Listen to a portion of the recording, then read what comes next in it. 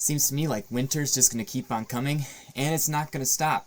The time is 7:58 p.m., and it is January 9th. Welcome to another update from Great Lakes Weather. Hopefully everybody's doing well today, and hopefully all of you got a chance to enjoy that sunshine that we had across much of the Great Lakes region today. I know there were some lake effect clouds in some places, but a lot of places that haven't seen sun in a while saw some good sun today, which was quite nice. We're going to shift back into the cloud cover once again, though. I mean, you guys know how it is in the Great Lakes. The permacloud does not rest, and it's going to continue upon the arrival of another winter weather event that is making its way across portions of southern Indiana and southwest Ohio. Now, this system is moving to the south. You can see there's winter storm warnings in effect for portions of southern Indiana, and really it's not for that much snow. It's looking like about 3 to 5 inches on the southern fringe of this, maybe a little bit higher amounts as you get closer to the border of Kentucky.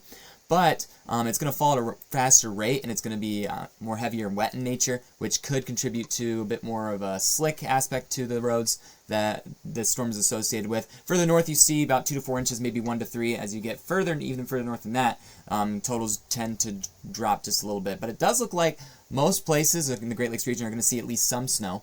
Some of it won't be as impactful as others. You do notice also here that across western Michigan, there is a winter weather advisory out for this region. That is for lake effect snow. We do have the return of lake effect snow, and it could produce a widespread swath of 4 to 6 inches of snow in some places. Some places could receive even slightly higher amounts, depending on how things unfold. But winter weather advisory is out for this area across western Michigan, and you also have a winter weather advisory out for the upper peninsula. So we do have snow that's making its way in.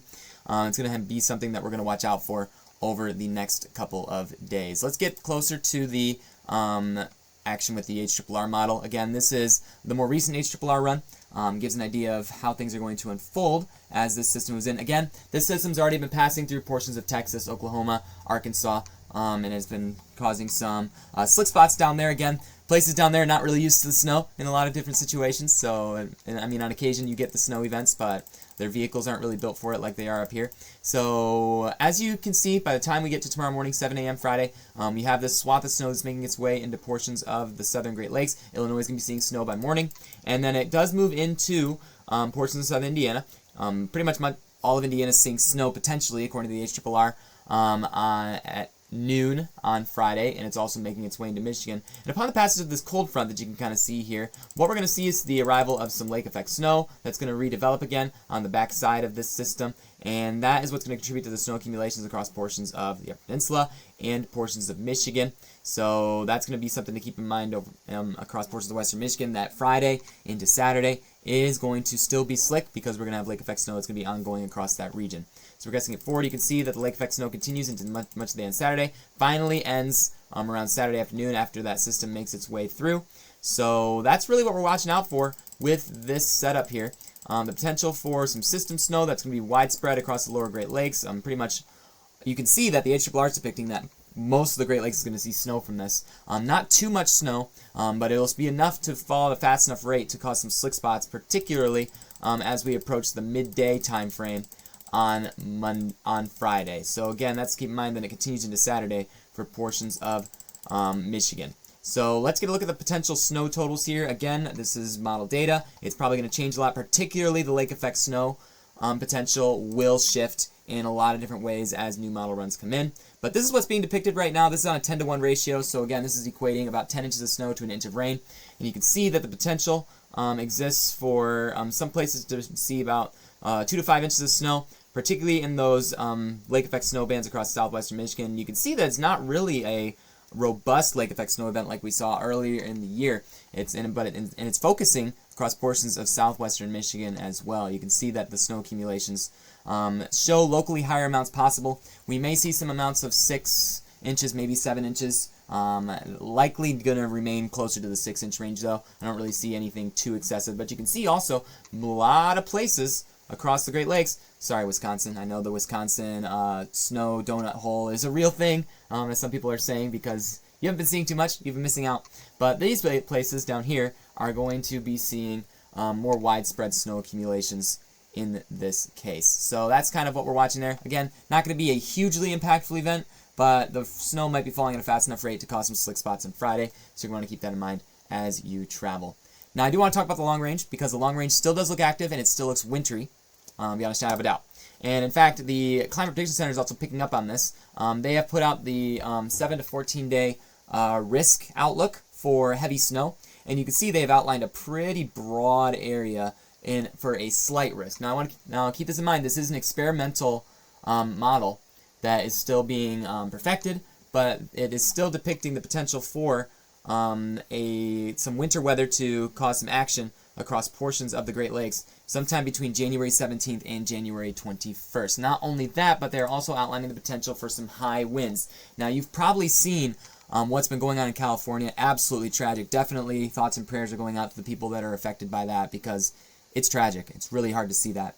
Those high winds, again, you might see some high winds shift eastward. I don't think that's going to be directly associated with the system that's moving through in portions of the western coast, because again, the Santa Ana winds that are powering these wildfires are associated with more high pressure on the northeastern fringe, and again, low pressure systems what usually contribute to our more wind events in portions of the Great Lakes. So you can see that slight risk for high winds kind of stretches in a similar area to the snow risk for the continental United States. So keep in mind, the Climate Prediction Center is thinking, there's a chance that we could see a winter storm make its way through. And based on what I'm seeing with the model trends, it is trending a little bit more active. I'm not going to make any confirmation that we're going to get a winter storm yet, because, again, we're still in the long range here. But it is trending still active, again, typical with a La Nina pattern or a winter La Nina pattern. Let's take a look at kind of what the Euro is depicting here real quick. You can see this is the winter storm that is making its way through the central and southern continental United States right now.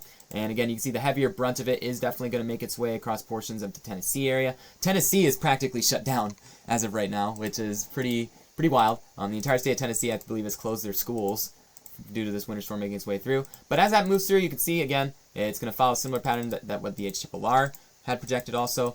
And you can see that that 540 line, that line we watched for the typical rain to snow transition, is still staying south of the Great Lakes region, so the snow will probably stick around for a little bit.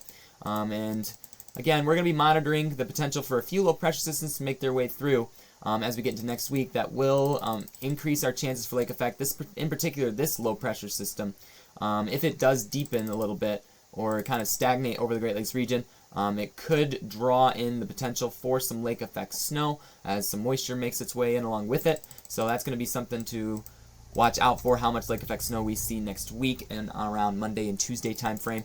And then progressing forward, you can see that we still are trending cooler than average. We still have that dip in the, we still have that trough that's kind of settling over portions of northeastern Michigan. Another low pressure system being depicted by the models. As we get into the long range, you can see that models still trend towards an active weather pattern kind of unfolding across portions of the Great Lakes region. Now, there's no certainty with these models portions here, so we don't want to make any really predictions of what's going to happen other than the fact that it's going to be really active.